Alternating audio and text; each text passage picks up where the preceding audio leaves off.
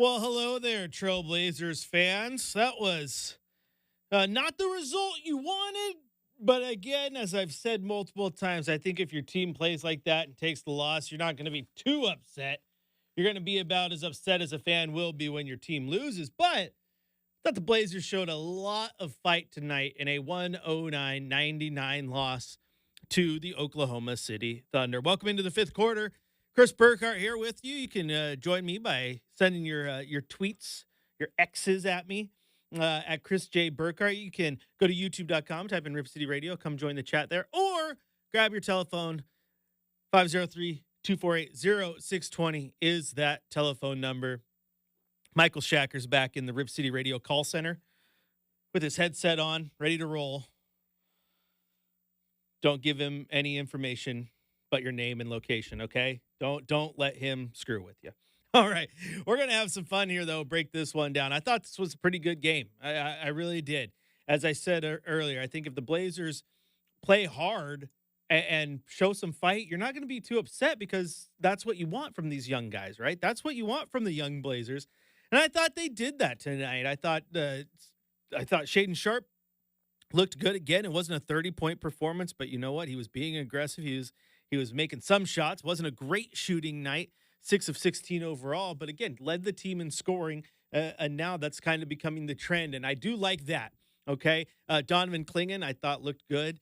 In his 22 minutes, he had 10 points. He was pulling down boards, 9 of them in total, and did have 2 blocked shots. And again, Toumani Kamara's defense was as advertised. I think this game really came down to just the fact that Oklahoma City's really darn good. Okay. And I thought the Blazers fought really hard. And then they just ran out of gas. As you heard Travis talk about there was a chance for Toumani Kamara to get that and one. And then next thing you know, or to take the lead. And then it was a 10-0 run by Oklahoma City. And it just kind of was their undoing. The Oklahoma City Thunder outscored the Blazers 39-30 in the fourth quarter, the second highest fourth quarter for an opponent this season, only second only to what the Warriors were able to do in that season opener. So again, I thought the Blazers did well. It was 23-21 after one. Okay, they were outscored by the Thunder 26-21 in the second quarter. Then they outscored the Thunder 25-23. So you're getting a pretty balanced game back and forth. I didn't think the Thunder were able to land that haymaker, so to speak, until that fourth quarter when they went on that run. And I think, again, that's just the young Blazer team figuring out their continuity, figuring out how to play together a little bit, figuring out who they are. But I don't think this was a bad game. There was bad parts to it, but I don't think it was a bad game overall. I do think there was things in this game that really hurt the Blazers. One of the keys to the game is, as I said, you got to take care of the ball, right? Last time these two played, the Thunder just tore them up when it came to steals. I think it was 15 of them. They could not take care of the ball. Oklahoma City had 14 steals in this one. In total, the Blazers had 24 turnovers, leading to 28 Oklahoma City points. And in a game where Oklahoma City won by 10 points, I mean, they had 9 more points off turnovers. Okay. That's a big factor in this one. Because again, this team gets out there, they get in transition, they're going to get easy points. I mean, like they talked about in the postgame show there, any night the Blazers are plus on you in the 3-point game, you think the Blazers are going to win. Blazers hit 15 threes. Oklahoma City hit just 9, but the Thunder were able to get it going. They made 8 more shots than the Blazers overall. The free throw numbers were the same make-wise. And again, those points off turnovers were a real big one, deciding factor in how this one ended up being a Oklahoma City victory. And if you're keeping count, that is now 14 straight victories against the Blazers for the Oklahoma City Thunder. You got last time the Blazers beat the Thunder regular season, April 3rd, 2021, when they won 123-120. So Thunder have the Blazers number at this moment. And again, continuity is a big thing here because like Travis talked about, the Oklahoma City Thunder are a young team too. The Blazers and the Thunder are the 2 youngest teams, in fact. But one thing that the Thunder have is they do have an MVP candidate in Shai Gilgeous-Alexander. And then you're starting to get guys, again, Lou Dort has been there. Jalen Williams has been there. These guys are starting to play together. They got that chemistry, got a great coach. Okay. Isaiah Hartenstein made his debut. He was great for the Thunder. So they got a lot of things going for him right now, man. A lot of it is that SGA guy. He is really darn good. Now let's take a look at the box score individually, see how this thing did pan out. Starting with the Oklahoma City Thunder, Lugens Dort had just 2 points and 2 assists, 5 rebounds, 5 points from Aaron Wiggins. Jalen Williams led the Thunder with 30 points, 8 assists, and 7 rebounds. One heck of a game from him. Shea Gilgeous-Alexander, in almost 39 minutes of action, had 28 points, 5 rebounds, and 4 assists. Isaiah Hartenstein, as said, making his season debut for the Thunder.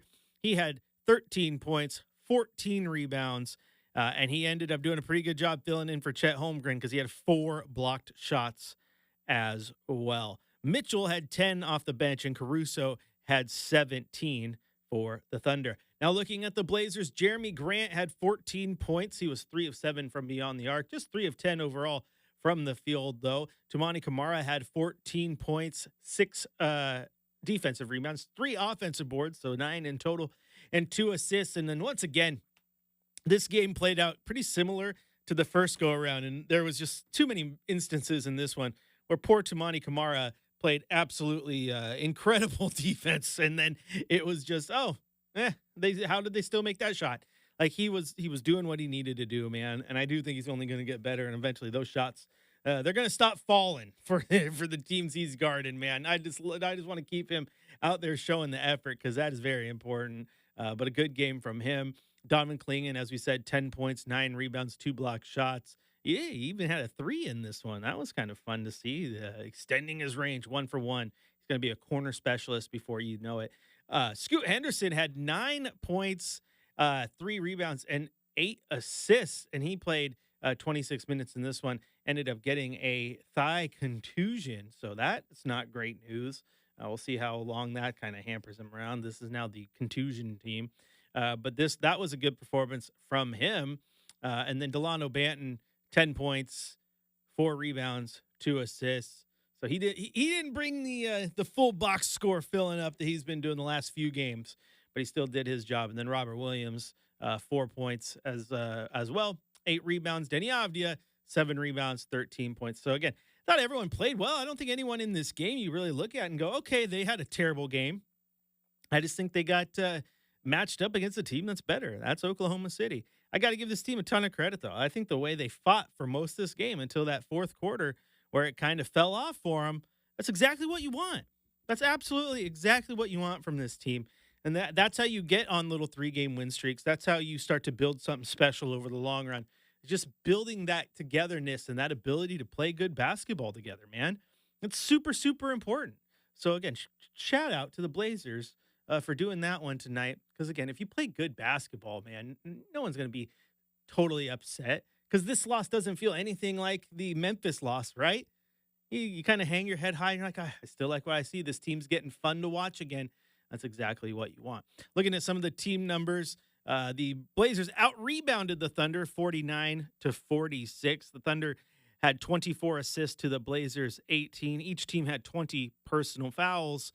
Again, turnovers by players, 22 for the Blazers, 16 for Oklahoma City. That was a big one that the Thunder just took advantage of it. And that's what good teams do. And that's why they're one of the best teams in the West. So again, you look at this game across the board, pretty even. It was just who was going to break first, and ended up being the Blazers midway through that fourth quarter. Oklahoma City took advantage. They get the dub. They have now won 14 in a row over the Blazers. That is not good if you're Portland. And then if you are Portland, it doesn't get any easier because now you turn your attention to the Houston Rockets with a stop for 2 nights, 2 games in Houston, one of those being an NBA Cup game. Because apparently you can just schedule all those games like right next to each other. And they it's okay because it's an NBA Cup game. Like, it's not a regular season game. So if you just put them on back-to-backs all the time, like, it's okay because it's like a different season altogether. And the body's supposed to react to that. No. I don't think that's how it works. I'm tired of all these back-to-backs. Blazers getting all these back-to-backs early in the season is kind of crazy. But that'll be their next game there against the Houston Rockets, a 2 for there. Still got to take Memphis and the Pacers on this road trip. But the road trip starts with a 109-99 loss to Oklahoma City. Blazers played hard, just kind of fell off late, ran out of gas, got to stop at the gas station, fill that one up before you head to Houston. If you want to join the conversation with me, you can go on social media. Chris J. Burkhart's the name on Twitter. You go to youtube.com, type in Rip City Radio and find YouTube chats and come talk with us there. And of course, you can grab your phone. 503-248-0620 is that telephone number. Looking at the chat, man. Timmy, he wants justice for Peanut again. I was proud of saying that Peanut the Squirrel was, this generation's Harambe the other day. Like, that was a good pull. I also got called out the other day that, the fifth quarter would have been better if I was wearing a Metallica shirt. So I wore a Metallica shirt today. Shout out. And as Marcus says, it was a fun game. More Shaden with the ball in his hands at the end, messing up, loose handler, but building the confidence to be a real closer one day. Yeah, that's right. That's true. That's true. And he does have to build those handles. He has to build those handles. I made a joke the other day that he's kind of like Al-Farouq Aminu when he puts the ball on the ground sometimes, right? But he has to build up that confidence in himself and that ability to do it. I'm with you. I definitely think he'll be able to be a closer one of these days if he's not getting there already, man. That three-pointer the other day was absolute money. And as Han and King said, he says, Jeremy Grant's D has been amazing too. I've never seen Grant try so hard on defense. Either have I, Han. And I like it. And then when he plays like that, he's very, very likable. Very, very likable player. I mean, I liked him before, but if he wants to bring it on both ends, that's great. What I've liked about him these last few games, Han, is when the shot isn't falling, he's still impacting the game defensively. I don't know if that's something you could say about him last year or even early in the year. I like that from Jeremy Grant. I want more of that.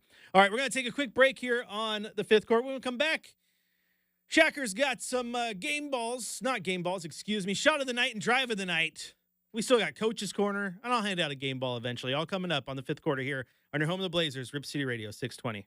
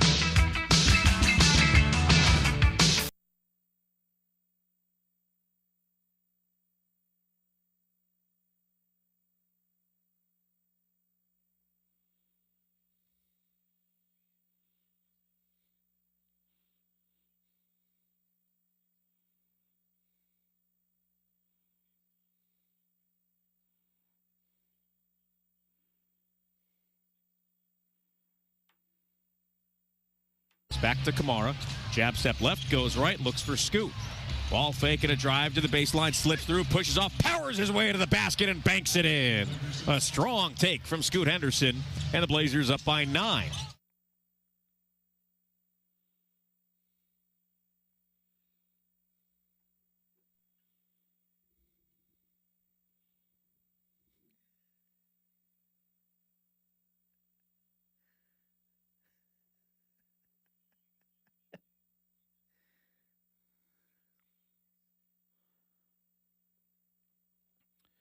Welcome back into the fifth quarter. Time now to head out to the coach's corner. Let's go to OKC, hear what Coach Billups had to say following this loss to the Thunder. I mean, I was proud of us. We played hard. We really did. End of the day,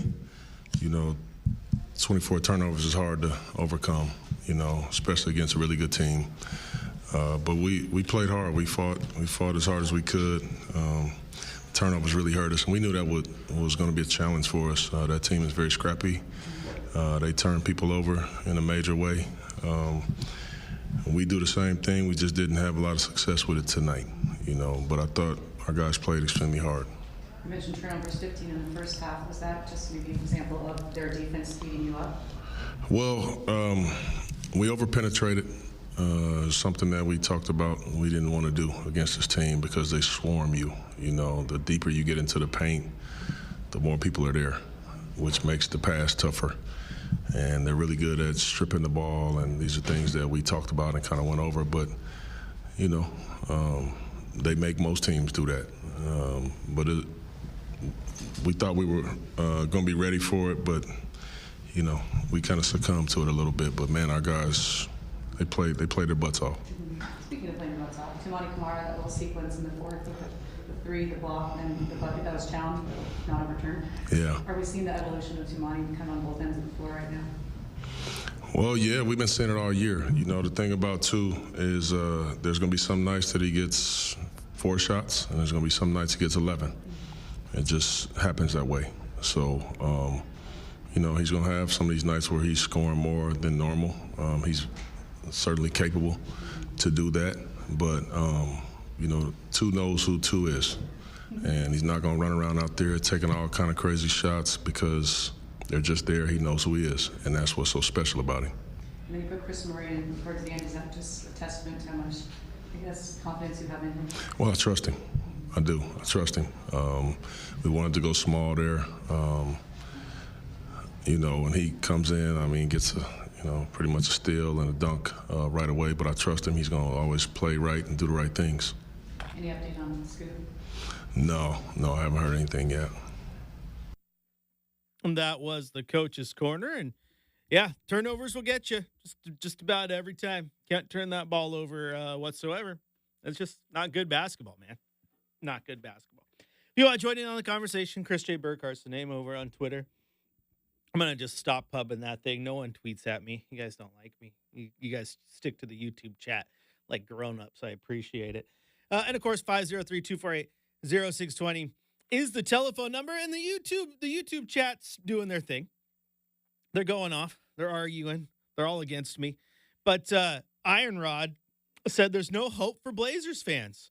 And Kirk says the team should be playing 10, 11 guys every night. The 10-11 thing is what it is. I'm not making the rotations. You could go that deep if you wanted. I'm not anti-Jeremy Grant playing big minutes right now. Because here's the thing. This is the tough part, guys, and you got to be completely honest with yourself, okay? And that is development is what needs to happen. I think you guys agree. I agree. The tough part is you have a team that has a lot of guys on there that are going to play. And you have, like, DeAndre Ayton is the best center, right? And you have Ant, and you have Jeremy Grant, who's the best power forward on this team. And you have these pieces. So you can't just say, okay, you're not going to play, or all of a sudden we're going to cut this guy who's a 30-minute per game guy down to 15 minutes. That's just not going to fly. And there are certain things, the way that just the pro sports world has been run, not just basketball or the Blazers. It's like, nope, like the vet gets his minutes, right? And so you're going to put your best foot forward, and these guys are going to play. This is the thing, though. It's like I said in the pregame show, if you guys had a chance to listen, is that, to me, I think the future's now, right? I think Shea's proven it. I think Klingen's proven it. Scoot without thigh bruises is starting to prove it. Obviously, Tumani is proving it. He's been probably my favorite Blazer to this point. But the best way to do that is to get going on the trade market, right? And really build the team that you want it to be. Because until then, you're going to have doors closed.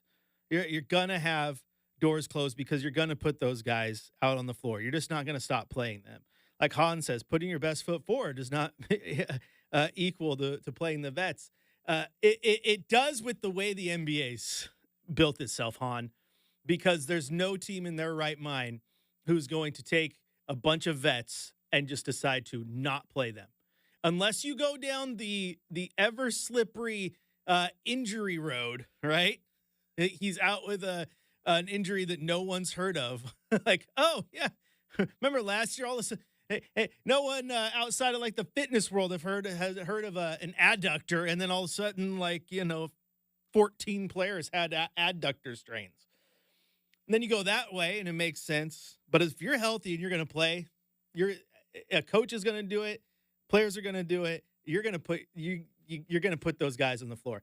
And if you don't, you create a very, very, again, the slippery slope is irritating that locker room, irritating those players, and killing any chemistry you do have. So it is a balance. I'm not saying anything they're doing right now, Kirk and everyone who's arguing with me, fairly so, is right or wrong. I'm just saying it's a balancing act, and it's tough to do. And the best way to get to not worry about that balancing act is to get moving in the trade market, right? And is to open those doors, get rid of those roadblocks. That's the best thing to do. So I think we're taking a different a route here, guys, but I think we're on the same page because I want to see Klingen playing these 25, 30 minutes a night. I want to see Scoot. I want to see Shea. I want to see all these guys.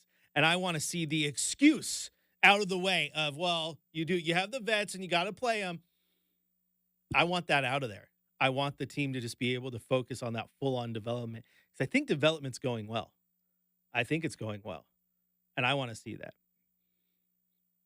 Oh, come on. Rick, you're all just wasting your time as Blazers. No, you're not. No, you're not. No, you're not. That's crazy.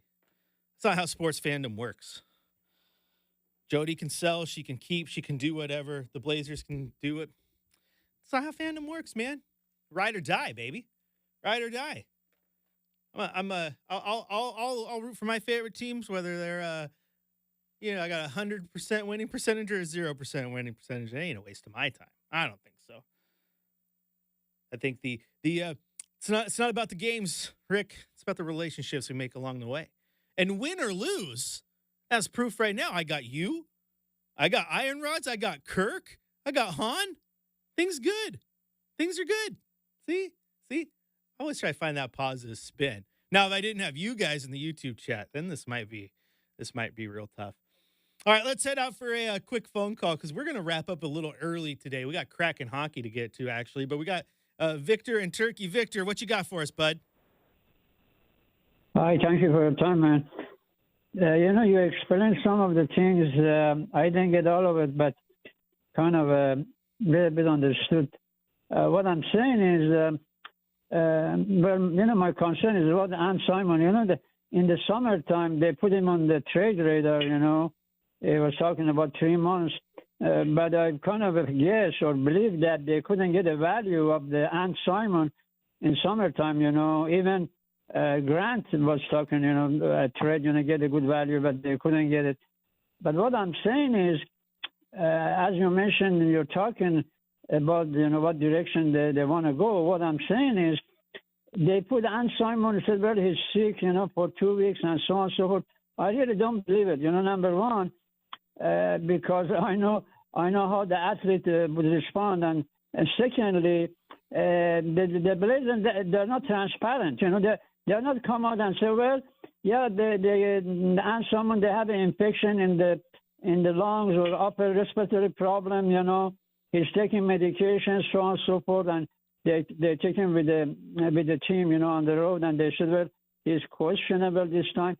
these are all politics. You know, I'm a really There's good, no way. You know, I'm There's from the- no way. No, there's no way. I'm cutting you off right there. I love you, Victor, but there is no way this is politics with Anthony Simons. I was in the arena and watched the fear in his eye as he put his hand to his chest and was 100% short of breath.